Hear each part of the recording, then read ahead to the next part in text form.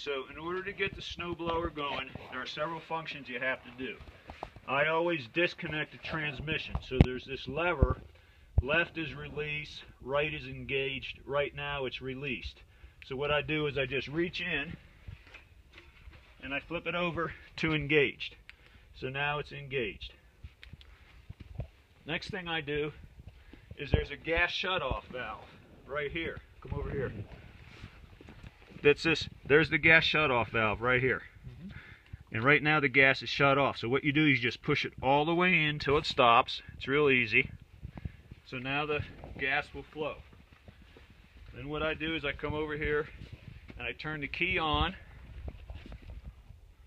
I turn the key on. All right. And then the next thing I do is I put my ear protection on. Okay? Hold there. Okay.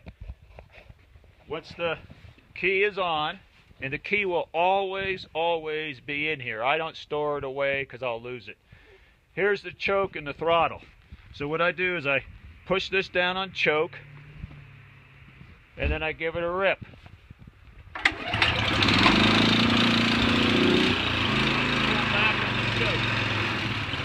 I pull back on the choke just to get it in slow. Okay? So go ahead and stop now. Go. So when the snowblower is running, keep it in slow. Keep it in slow mode. This handle is the clutch for the auger. So when you push this down, the auger, both blades start to spin when this thing is running. When you're in the engaged mode on the transmission, when you push this lever down, this engages the transmission. This moves you in reverse. This moves you forward. And I always try to keep it in neutral, is what I do. You can use this thing one-handed because when you have your hand down on this side, this clutch for the auger stays down. As soon as this hand comes up, the auger clutch comes up.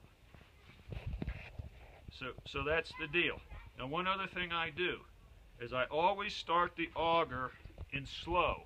And it's just me, because if you start it in fast, the clutch grabs real fast and causes that thing to go real fast. So I just ease it in slow, and then I push it forward. The other thing I do is I go left hand, and you see these holes right across the top here? I look to see that both augers are running. I can actually see the auger blades through these holes running. Because every once in a while, if you hit something solid, the shear pins, and I'll show you about the shear pins,